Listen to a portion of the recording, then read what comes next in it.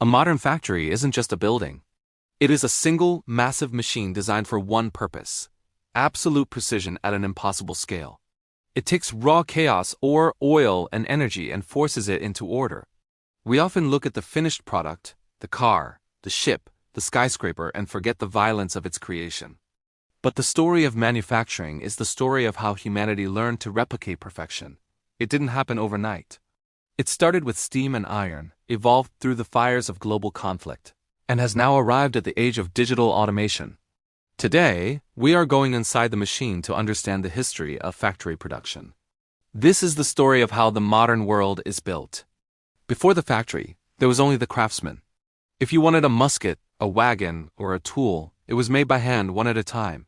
No two were ever exactly alike. A part from one gun would not fit another. This was the bottleneck of civilization. The first revolution wasn't about speed, it was about power. When the steam engine arrived, it replaced muscle with thermal energy. Suddenly, a single mill could generate the work of 1,000 men. But these early factories were dangerous, chaotic places. They were loud, dirty, and driven by belts and pulleys that could snap at any moment. Yet, even with steam, production was slow. Parts were still filed down by hand to fit. The concept of tolerance, the allowable margin of error, was practically non-existent. The machine had the power, but it lacked the discipline. It was a brute force instrument waiting for a master to guide it. That discipline arrived in the early 20th century. The idea was simple but radical. Instead of men moving to the work would move to the men. The moving assembly line turned the factory into a river of steel. By breaking down the complex task of building a car into simple, repetitive motions, engineers could dictate the pace of production. It wasn't about individual skill anymore. It was about the system. But the assembly line required something else: interchangeable parts. Every piston, every gear, and every bolt had to be identical. This demanded a level of machining precision that the world had never seen. Gauges were created to measure within thousandths of an inch. If a part didn't fit, the line stopped.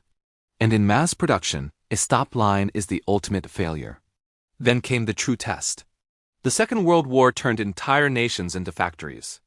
This is where the logic of mass production was pushed to its absolute limit. Consider the tank, a 30-ton monster of hardened steel.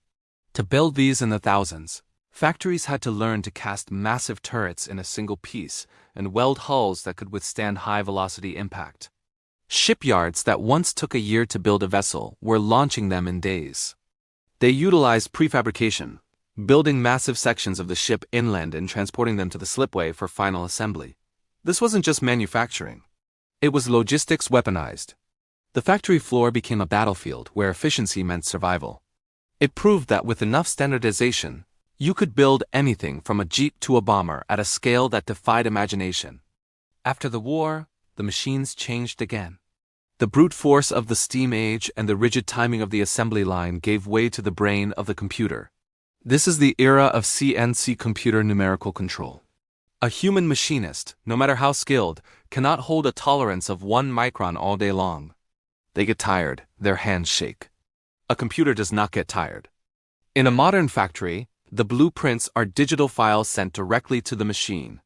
A block of titanium is placed in a mill, and the machine carves it into a complex aerospace component without a human hand ever touching it.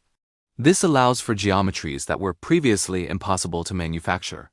We aren't just cutting metal anymore. We are programming it. Today we stand in the age of the gigafactory. These are facilities so large they have their own weather systems. Here, the line between the machine and the building has vanished completely. Robots transfer materials to other robots. Automated guided vehicles move silently across the floor, following invisible magnetic tracks. The flow of material is orchestrated by algorithms that predict shortages before they happen. Designers now use digital twins, virtual replicas of the entire factory, to test the manufacturing process before a single foundation is laid. Failure is not just allowed here. It's simulated 1,000 times in the virtual world so that it never happens in the real one. This is digital warfare on an industrial scale, fighting against inefficiency and waste. So, where does that leave the human? You might think the factory of the future is empty, but that isn't true. The role has simply shifted. We no longer provide the muscle, we provide the intent. We are the architects of these systems. The machine can cut the steel, weld the joint, and paint the chassis, but it cannot decide why it is doing it. That responsibility still belongs to us. From the heat of the first forge to the silent precision of a robotic arm, the history of the factory is the history of our mastery over the physical world. What emerges from the factory is not just a machine.